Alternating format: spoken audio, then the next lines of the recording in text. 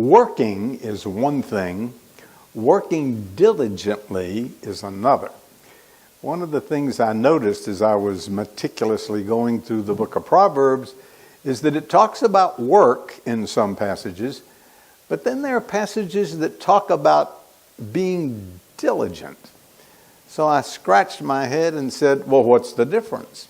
Well, obviously there is a difference, but what does the book of Proverbs say is the difference? What is a diligent person like? And what happens when you are diligent? It seems to me that the verses in Proverbs on diligence answers those two questions. What's the diligent person like? And what happens when you are that kind of person? Now, that's not exactly the outline I'm going to follow. I'm going to use a different one that lays out the answer to those two basic questions. So with that in mind, let's look at Proverbs 21, verse 5. Proverbs 21, verse 5. It says, "The plans of the diligent lead surely to plenty, but those of everyone who is hasty surely to poverty." Interesting verse, obviously. There is a contrast here between the diligent and those who do work hastily. So, what is the difference? What is this verse really saying? Well, let's start with the little fact that it talks about the plans of the diligent. The plans, that Hebrew word, means to give thought to something, to devise something. The basic word means to plan. So the first thing I think Proverbs teaches us is that the diligent person plans their work. That is a critical part of what a diligent person does. Now, this verse says that as a result of that, it leads surely to plenty. So the point is that if you are a diligent person that plans your work, then that will lead to plenty. Now the contrast is, if you do it hastily, you don't plan, you don't think through your work, then it's going to lead to poverty. So the contrast in this verse is between the diligent and the hasty, and the plenty and the poverty. Those who are hasty aren't careful planners. They do not succeed. Their diligent plan, they don't diligently plan, and consequently, they don't end up with plenty, they end up with poverty. Now, I think the point that we should glean from this passage is that diligent people plan. It says, the plans of the diligent. You need to plan your work. And that leads to success, or in the case of this verse, plenty. And if you don't diligently plan, it'll lead to not being successful or poverty. I learned this lesson in college. I have mentioned before that I did not grow up in a Christian home. I became a Christian my last year in high school, just 2 months before I graduated. And so I was all excited about the Lord and about leading people to Christ and preaching. And in that frame of mind, I went to a Christian college. Frankly, I was more interested in preaching than studying. And guess what I did? I preached. Guess what I didn't do? I didn't study much. And then came the finals. I will not forget that first experience with finals. I hadn't studied all semester. I wasn't prepared to take those finals. So, as I suppose thousands of freshmen and millions before me have done, I burned the midnight oil. I stayed up all night. Now, as I recall, I think I managed to pass that exam exhausted. And from that, I learned a lesson. This is not the way to go. So, and I often tell this to students. As a matter of fact, when somebody graduates from high school and they're about to enter college, I very often sit them down and give them this little lecture. And the lecture goes like this. This is what I did. The next semester, I took a calendar for the semester. And the first thing I did is I put in all the classes I had.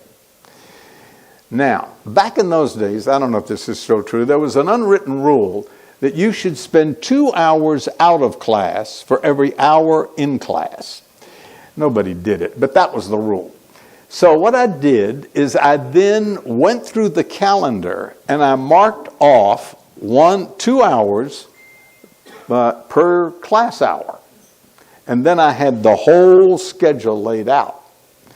Now, the other thing I did, and I thought this was key to the plan, is every afternoon I marked off several hours and I called it goof-off time.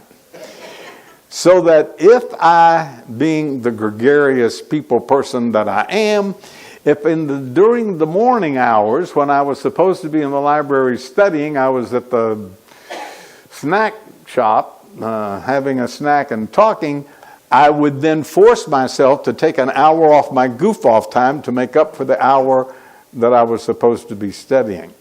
Now, that plan served me well. Got me through college, got me through seminary, and frankly, the basic idea of planning your work has gotten me through the rest of my life. As you know, my great passion is to teach the book. Well, that takes a little planning. So I have planned my life around time to do that. And that's been consistent throughout my entire life. So this is a very critical part of getting something done. Plan your work. Now, most people, frankly, don't have much of a plan. The most they have is a plan for next weekend, or maybe vacation, and they don't have a plan much beyond that. But if you are serious about getting something done, whatever that something is, then what you need to do is plan it. Diligent people who are successful, who end up with plenty, plan their work. To have a plan, you need a plan. The second thing I think the book of Proverbs says about being diligent is in chapter 12, verse 27. This is real interesting. Look at Proverbs 12:27. It says, "The lazy man does not roast what he took in hunting, but the diligent is man's precious possession." That's an interesting proverb. Now, we're going to talk about the lazy person down the road here in the study of the book of Proverbs. But this verse is saying that the lazy man goes hunting, kills a wild animal of some kind, and doesn't bother to cook it. The lazy doesn't roast what he gets in hunting. So, in contrast to that, the diligent man's is his precious possession. That is, he values what he works for. The lazy man went out hunting, he worked for it, but he didn't value it enough to cook it. Whereas the diligent man, it's a precious possession to him. And the idea, I think, behind this is that he values what he works for. What is gotten by diligence is of value to that person. Or to say it another way, what you don't work for, you don't value. If you just get it without working, it is of no great value to you. Now, I stumbled upon a story that just says that oh so very well. There is a fella I'd never heard of until I dug up this story named Ramit Singh. He is obviously an Asian fella, but if you see him on YouTube, he's very American. So he's probably second generation. At any rate, he's a financial advisor, an entrepreneur, and an author.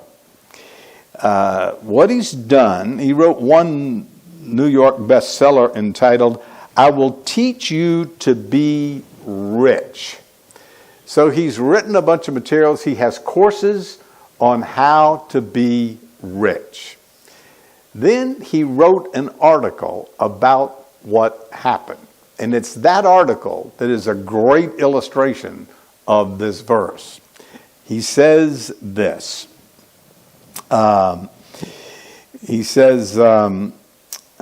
When my business first started and doing well, my friends would say to me, "Ramit, can you give me a course for free?" I would always say yes. I was raised in a culture where you helped everyone you could for free, and you didn't expect anything in return. If you're a college guidance counselor, that means you're looking at all your nieces and nephews' college admission essays. If you're a doctor, it means that you count on your aunt dropping off her x-ray for a second opinion. And if you sell information products, it means that you give them access, no questions asked. I never minded giving them access. I wasn't concerned about capturing all the revenue. Plus, it didn't really cost me anything to add another name to the address list. So why not? But I could always track to see who logged on. Can you guess if they did or did not? The answer is, of course not. People value what they pay for. That sounds so obvious, but I didn't internalize that until it happened over and over again. I gave them a $2,000 course for free. They didn't even log in once. After a while, I started to feel a little resentful. This is my business. This is what I do, and they don't even take me seriously. I tried to find creative ways to get them to put some skin in the game. It was important to me that they didn't think I was greedy, that it was all about money. But I also wanted them to take it seriously. I tried to get them to donate 50% of the sale price to charity. That's a creative idea. I'd give them the course. As you can imagine, that was a disaster. Finally, I gave up. Whenever someone asked me for a free program, I said, look, I want to give you this material. I know it can help you. It's not about the money, but in my experience, people who don't pay just don't value it. I said, this is my livelihood. This is what I do for a living, and I'm really good at it. So if you're interested, I'd be happy to open up a slot in this course. It's closed right now, but I'll open it up just for you. But I would have to ask you to pay the full price just like everybody else. And what do you think happened?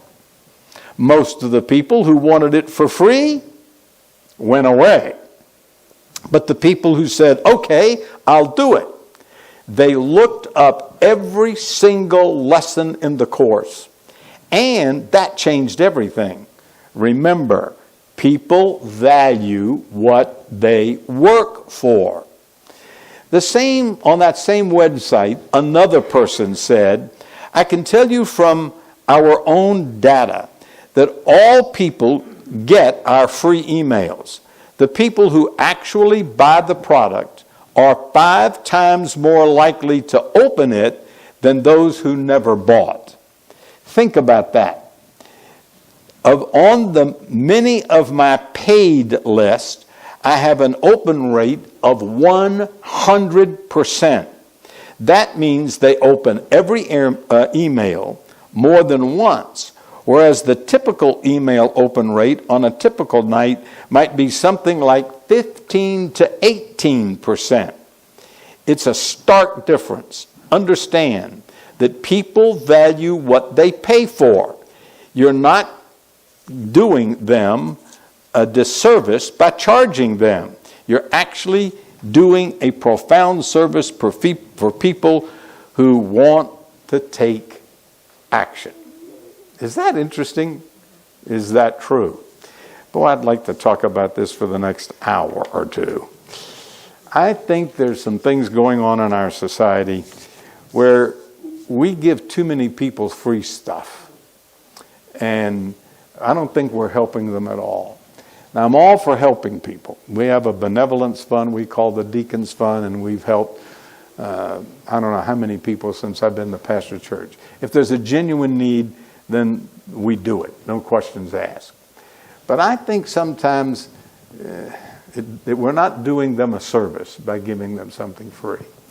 I don't think I've ever said this publicly, and I'm not sure I should do it now, but can I get personal? A number of years ago, I got into a conversation with some other pastors, and we talked about the fact that we counsel people that are in trouble, their marriage is in trouble, and we sit down and try to help them. And we both decided, we were talking about this, we both observed they didn't do what we told them. And then we stumbled upon this principle and said, maybe the problem is we charge, or we don't charge. And then we then sat around and said, well, maybe what we ought to do is say this. It's $100 an hour. I think the going rate, I know of one professional that charges $150, so we'll charge $100. Back in those days, I don't think it was that high, but we came up with a figure. And then we said, we'll give it all to missions. Now, as a pastor, I've never charged anybody a dime from that point till this, ever, and don't intend to start. But the conversation really got my attention, thinking maybe they don't have any skin in the game, so they don't take my advice. I had a case like that in the last year that was just outstanding. I spent hours with a fella, and he would not do the simplest thing I told him. And finally, I sat him down. I don't think I've ever done this, not like I did him. And I sat him down, and I just said, "Look, I've been studying the book of Proverbs, and according to the book of Proverbs, you, sir, are a fool." Now, I had biblical basis for that. I didn't say it with that kind of attitude, but I never saw him again. Now, I just think there's some real truth to this. But where this really came home to me is I've written a number of books. Now, in bygone days, I've had them published by some publishers, and one of them did exceedingly well. It was even used as a textbook for years in some Christian schools. I wrote a book on evangelism, and it eventually went out of print. I think it sold 25,000 copies. That was years and years ago. I've written some other things. Another book I wrote went out of print.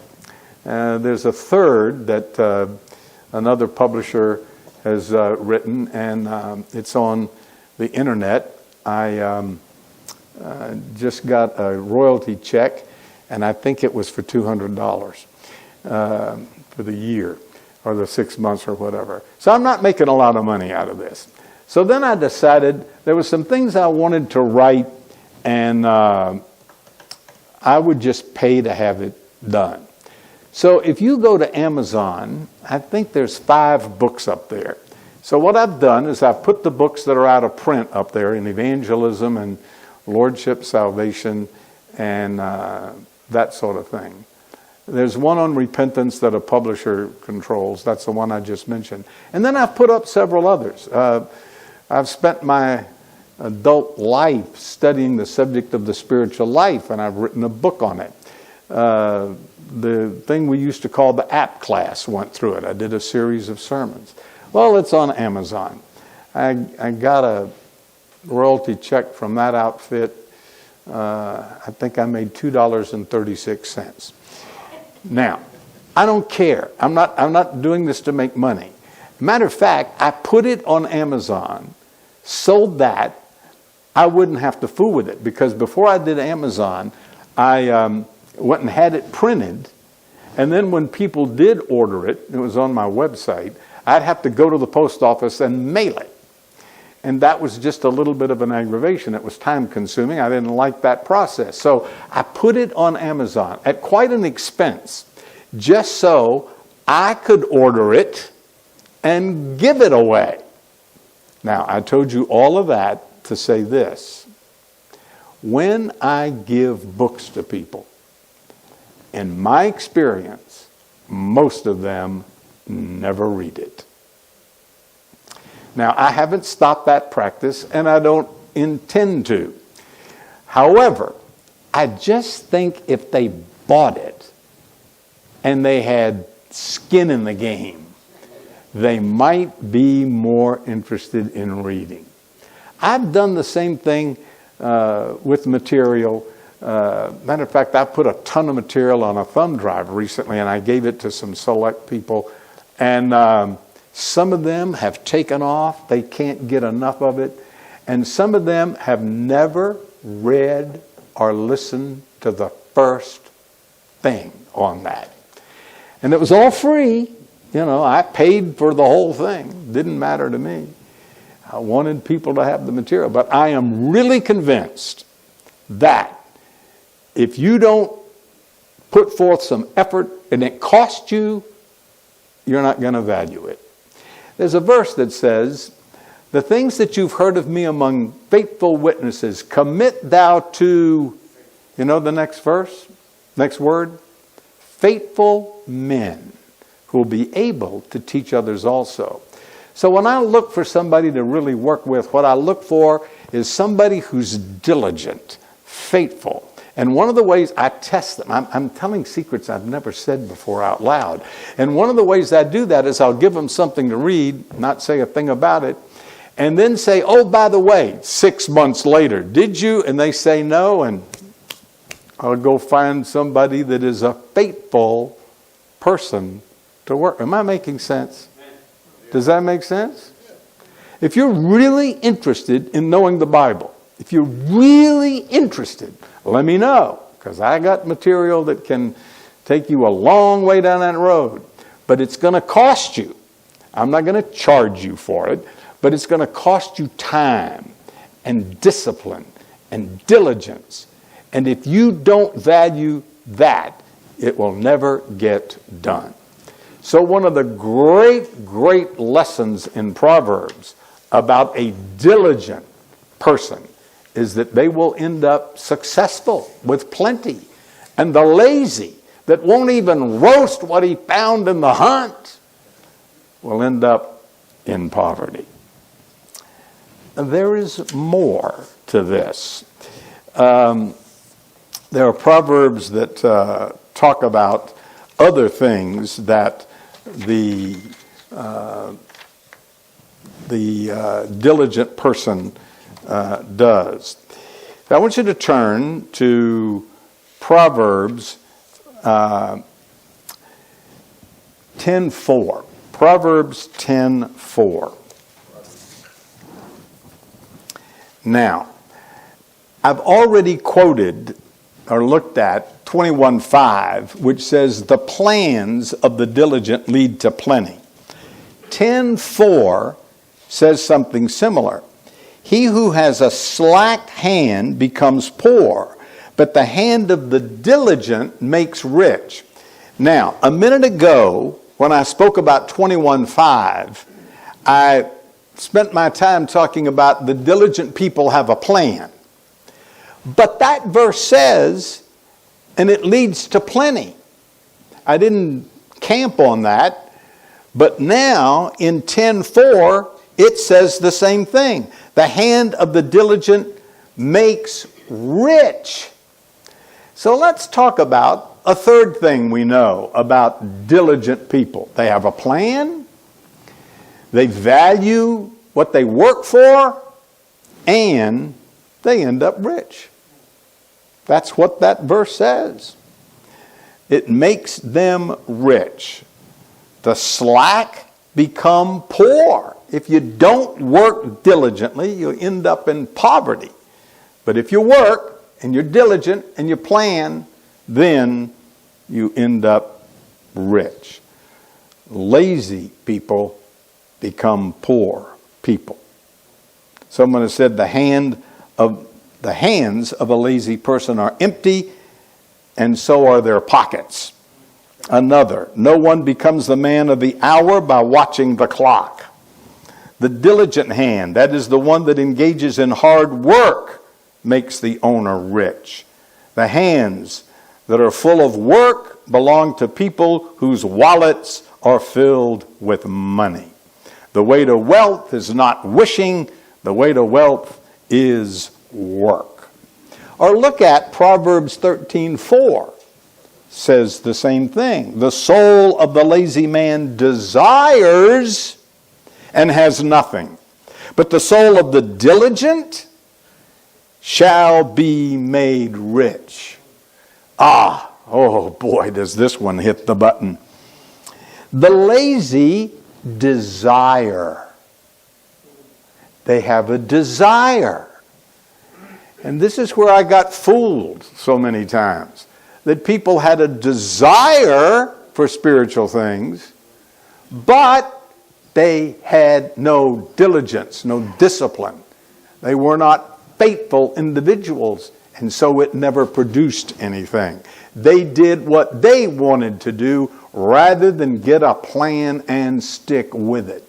So you can have a desire and end up with nothing. That's because you're lazy. Desire is not enough. There's an old adage that says, if wishes were horses, beggars would ride. It's not wishes, it's work that does the job. Another is said, to expect the blessings without diligence is delusion. Simply put, the desires of the lazy are not satisfied because they're not willing to work. He would be wise without study, and the lazy person, is the one who would be wise without study and rich without labor. On the other hand, those who are diligent end up rich. Work is the key to wealth, the industrious gain, and that richly. The slothful have nothing but wishes. Now, I suppose that there are lots of people that illustrate this, but I found one story that just sort of grabbed my attention. A lady wrote an article and said, you don't have to be born with a silver spoon in your mouth to achieve great things in life. Many of today's billionaires had very humble beginnings. Growing up poor didn't stop them. CEOs, celebrities, business experts from reaching the pinnacle of success. And it shouldn't stop you either. Then she told this story. She told about a girl born to a teenage single mother in Mississippi. Growing up, she did not have running water or electricity. What she did do was focus on school and work. She started out in radio and ended up with a TV program in Baltimore called People Are Listening. Later, that program changed its name and became a national syndicated radio program in 1986.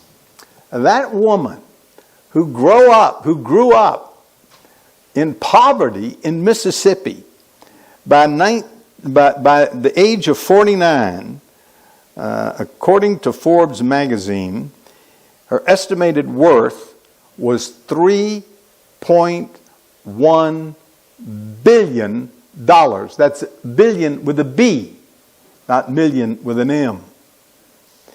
Imagine, that's a rags to riches story if I ever heard it. By the way, her name is Oprah Winfrey. In 2001, she said on one of her own shows, quote, "The whole idea, I think, of having wealth is not letting wealth use you, but you use it. Being a person who came from an outhouse and very poor circumstances, I can assure you that the more money you get, it really doesn't change you unless you are the kind of person who is defined by money." Now that's the article I read about her. I saw somewhere else years ago that she was hardworking, obviously, but she also did something else. She made some very wise financial decisions. So she was diligent and wise, which is what these Proverbs are telling us. This is in the book of wisdom. Wise people do this. That she not only handled work well, she handled money wisely. I mean, we've all heard the stories of celebrities who made millions and millions of dollars and ended up bankrupt. I saw a story like that recently. Why? Because they weren't wise with their money. They worked hard, they were diligent in that department, but not wise in handling money. A diligent person does both, and they end up rich. So, we've only seen three things so far. A diligent person plans, they value what they get, and they end up rich. Now, this is a proverb, and as you've heard me say, these are not absolute laws. There are exceptions, and some work and don't end up rich for one reason or another. All kinds of other things can happen. But as a proverb, that is true. It's certainly true versus someone who is lazy. I have one other thing to say. In the book of Proverbs, it says a fourth thing about diligent people. Look at chapter 12, verse 24. Chapter 12, verse 24.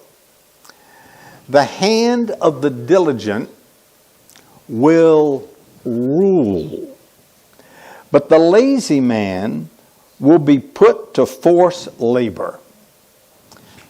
All right. The diligent man will rule. Now this is probably, in the ancient world, perhaps a reference to the fact that when one nation conquered another, the conquered ruled those who had been conquered. The conquered served the conqueror. However, I think it goes way beyond that. I think that, as one commentator has pointed out, the diligent rise to a position of leadership. They become successful. And it's because they are diligent, they will rule in their field. No man, William Penn said, is fit to command another who cannot command himself. They have the diligence, the discipline, and the self-control to plan what they want to do and then follow it. And when they do, when they work diligently, they become a leader in their field. Let me give you a couple of examples. There was a fellow you probably never heard of named Adam Clark. he did something very few people have done. He wrote a commentary on the whole Bible. He was a Methodist fellow. Adam Clarke is reported to have spent 40 years writing his commentary on the Scripture. Now that's diligence. 40 years. Noah Webster labored 36 years forming his dictionary. In fact, he crossed the ocean twice to gather material needed to make the book absolutely accurate. Milton rose at 4 o'clock every morning in order to have sufficient hours to compose and rewrite his poetry, which stands among the best in the world's literature.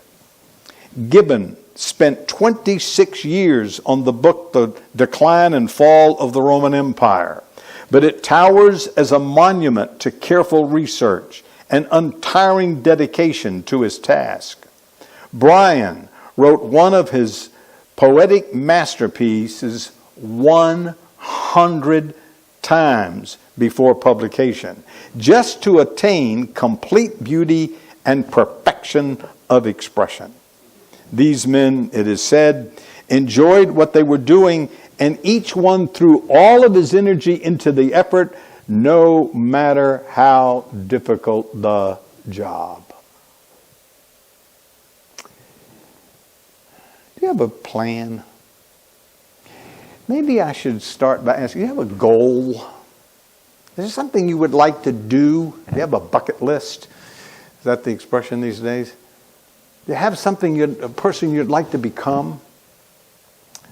I'm tempted to say, do you really want to become Christ-like? Do you really want to grow to spiritual maturity?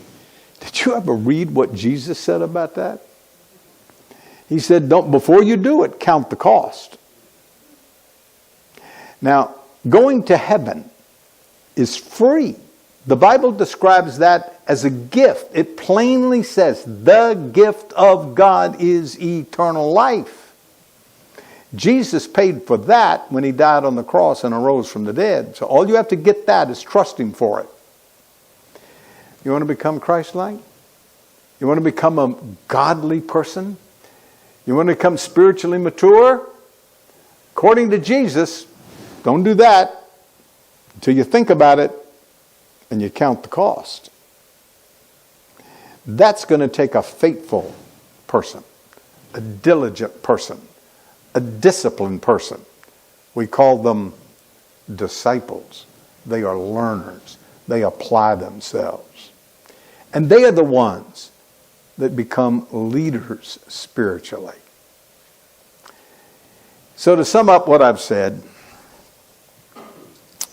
because diligent people plan and value what they work, and they work for it, they end up leaders in their field, and they end up rich. Let me boil all this down to one simple slogan. You need to plan your work and work your plan. Now that's what you need to write down, not on paper, but on that little brain you've got. You need to plan your work and work your plan. Now, I want to conclude by looking at another proverb. I've already looked at, Proverbs 10:4. He who has a slack hand becomes poor, but the hand of the diligent makes rich. I want to add to that Proverbs 10:5. We've looked at 10:4, look at 10:5. He who gathers in summer is a wise son. He who sleeps in harvest is a son who causes shame. Interesting. In other words, verse 4 is talking about a diligent person, and it says they end up rich. Verse 5 talks about a diligent person and says they are wise. And if you don't do this, you end up in shame. Look at what it says in verse 5 of chapter 10. He who gathers in summer is wise. Well, back in the ancient world, where an agricultural people lived by the harvest, then the harvest was very important. As a matter of fact, to sleep during the harvest in the ancient world was the most extreme form of laziness. And what this proverb is saying is sloth brings shame. Anybody who would be lazy during the harvest would bring shame to himself and probably to his family. But a wise son knows that when it's harvest time, you pull out all the stops and do work from dawn till dusk to get the crop in. So, I want to end by saying this is really wise. It's not just beneficial, it's wise. Want to be a wise person? Plan your work and work your plan. How are we doing? Got it? I want to know, have I triggered something in your thinking that makes you, after this, tonight, go home and think, I need to plan? Has that occurred to you? Has it occurred to you? Something you want to plan? Shall we sing a hymn and ask you to come forward? Really? You should have a plan. You should work it. I think you should have a spiritual plan and work it. Have a prayer time. Have a time to study the scriptures. Know what you're studying. If you need some help, come see me. I got plenty of suggestions. I mean, I can keep you busy for years, and I'm not joking. Some of you know what I'm talking about. But you're going to have to do it. And it takes a wise person to do it. Don't be stupid and waste your life doing just what you want to do and what is enjoyable. Get a plan and work your plan. There's one more thing I've got to say, and it doesn't have to do with the book of Proverbs. Remember, I've said a couple of times that, as a matter of fact, I said it recently. You might have noticed me doing it without saying it. That you need to look at Proverbs, and then you need to ask, how does that fit in the rest of the Bible? You've heard me say that? One of the keys to Bible study is to look at that subject in light of all of Scripture. So, I want to look at this in terms of the New Testament. I want you to turn to James chapter 5.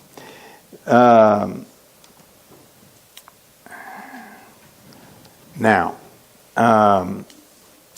the question is, does James, or does the New Testament for that matter, talk about planning, and what does it say about it?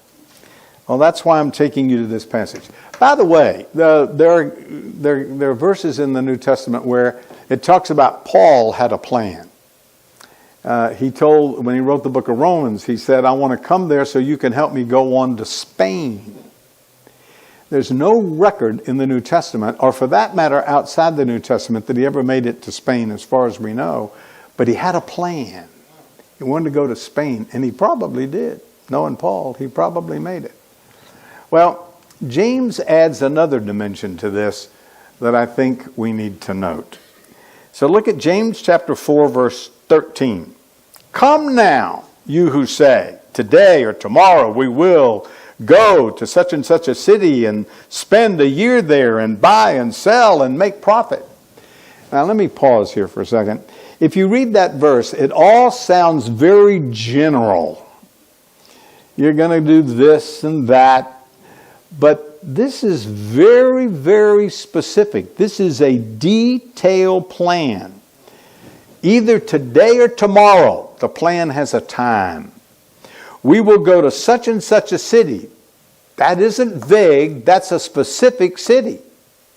So we've got a specific time to go to a specific place. and we're going to spend a year there. So it's got a start time and an end time. And when we get there, what we're going to do is buy low and sell high so we can make a profit. That what that verse says? I'm going to write across that verse, plan. Got it? James is saying it's okay to have a plan. Then he says this, whereas you do not know what will happen tomorrow, for what is your life? It is even a vapor that appears for a little time and then vanishes away. Instead, you ought to say, if the Lord wills, we shall live and do this or that. Now note that verse very carefully. He's still talking about having a plan. We will do this or that. That's not wrong. Have all the plans you want. You should have a plan. But, as I said recently from the book of Ecclesiastes, life is unpredictable. You don't know.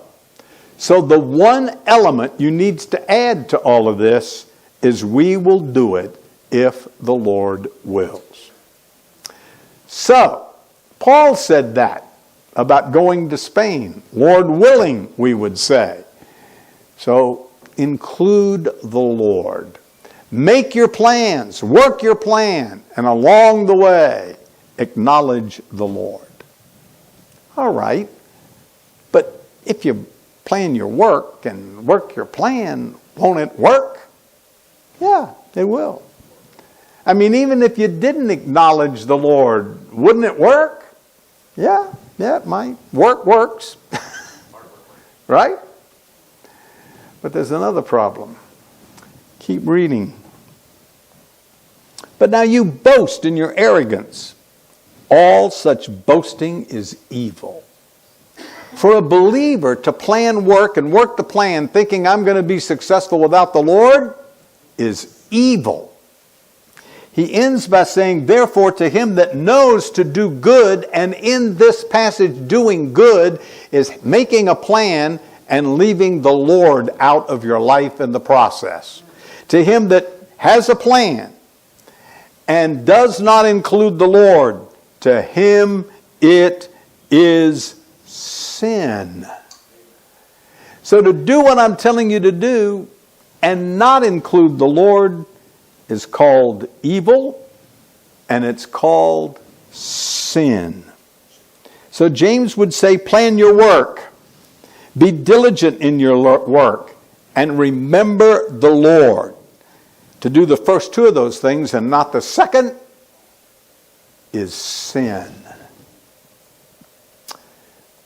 Father, thank you for giving us the opportunity to make plans. To make plans and to work them. Thank you for giving us the opportunity to be diligent about your work and serving you. And Lord, thank you for this reminder that we often work and leave you out. As you told the slaves in Colossians, whatever you do, do it heartily to the Lord. Father, thank you for this reminder of that. In Jesus' name, amen.